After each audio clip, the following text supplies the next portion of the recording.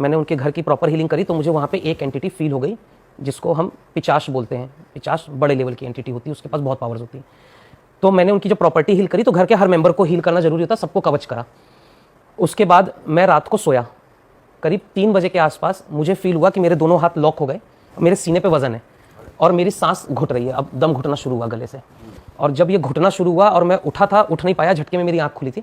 आँख खुलते ही मैंने तुरंत माँ दुर्गा का आह्वान किया, अपनी लीनेज को कनेक्ट किया और मैं बैठ गया। मैं नॉर्मल हो गया था। फिर मैंने आँख बंद करके मेडिटेशन शुरू किया, तो वो एंटिटी प्रॉपर मेरे सामने खड़ी थी। अब मैं उस एंटिटी को ये कहता हूँ कि जा यहाँ से, तो वो एंटिटी वहाँ से, एक्चुअल में एंटिटी बोलती नहीं है कुछ, हमें कानों से नहीं सुनता, वो इंट्यूशन होती है हमारे माइंड में। तो वो एंटिटी का ये कहना था कि मेरी जगह छीन ली तुमने आज, अब मैं कहाँ जाऊँ, अब मुझे तुम्हारा स्थान चाहिए। मतलब वो मेरे पास आ रहा, बोला वो शरीर में यूज कर रहा था, प्रॉपर्टी यूज कर रहा था, तो अब मैं तुम्हारे पास रहूंगा। वो एंटिटी थी कैसी, डरावनी थी? वो डरावनी होती है। पिशाच हमेशा बहुत बड़े साइज में, बहुत डरावने से दिखते हैं। एक्चुअली उसको डिस्क्राइब कैसे करें, बहुत से फोटोज वगैरह डाल देते हैं लोग। लेकिन अगर फीमेल एंटिटी होती है ना, तो बाल वाल खुले हुए ऐसे रूप में दिखती है फीमेल। व्हाइट साड़ी में ऐसा कुछ? देखो, फीमेल एंटिटी कई प्रकार की होती हैं। कुछ ऐसे ब्लैक में दिखती हैं, वो बहुत नेगेटिव होती हैं।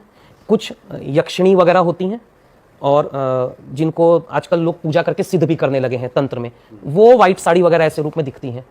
कुछ इसमें रेड साड़ी में आती हैं माँ के रूप में, लेकिन वो माँ होती नहीं, वो होती एंटिटी है, लेकिन वो ये चाहती है कि तुम मुझे इस रूप में देख के तुम मेरी पूजा करनी शुरू कर दोगे, तो मुझे जो चाहिए वो तुम्हारे घर से मुझे मिल जाएगा।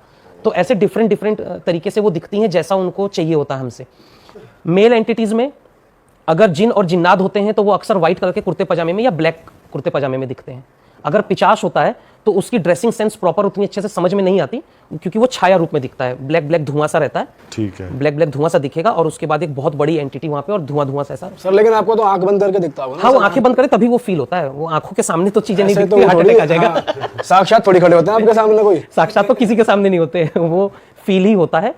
कुछ केसेस में आभास होता है, आपको ये लगेगा कुछ गया है यहाँ से।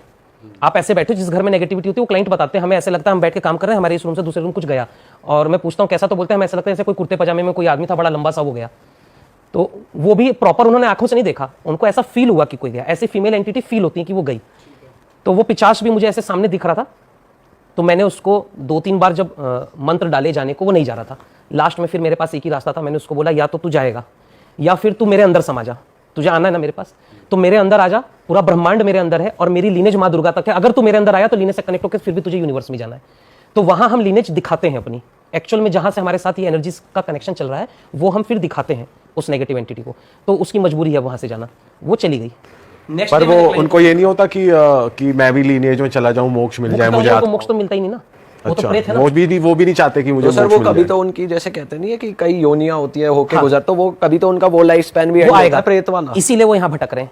अभी एक क्लियर कर देता हूँ, पॉजिटिव और नेगेटिव एनर्जीज, किसी ने साधनाएं पॉजिटिव वे में करी थी, उनकी मृत्यु के बाद वो ऊपर चले जाते हैं और अपने शिष्य वगैरह को या अपने भक्तों को दर्शन देते हैं। ऐसे बहुत गुरु हैं, नीम करोली बाबा को भी बहुत से लोग दिल से मानते हैं तो दर्शन होते हैं। तो कोई भी अगर पॉजिटिव वे में है तो उनको मोक्ष मिलता है, तो वो दर्शन देते हैं, वो एनर्जीज काम करती है।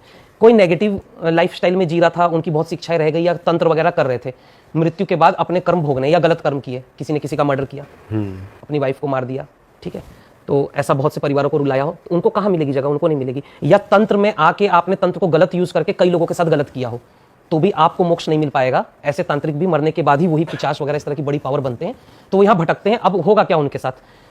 ये कहा गया है कि स्वर्ग नरक यहीं पे है, उनके लिए नरक यहीं पे है, कि जब अब वो सब भोगेंगे उसके बाद उनको नेक्स्ट लाइफ मिलेगी, तब तक वो क्या करेंगे, वो दूसरे तांत्रिक वगैरह ऐसे लोगों के हाथों में घूमते रहेंगे। एक ने उनको पकड़ा, वहां फेंका, उसको कमांड दे दिया तुझे ये काम करना है, मेरे जैसे लोगों ने उसको वहां से भगा दिया, फिर अब वो कहाँ है? वो फिर भी यहीं घूम रहा है यूनिवर्स में। अब कोई और तांत्रिक पकड़ेगा उसको, फिर कहीं फेंकेगा, वो भोग रहा है। अब जब तक उसके ये सारे पाप की सजा नहीं हो जाएगी तब तक उसका नेक्स्ट बर्थ है ही नहीं।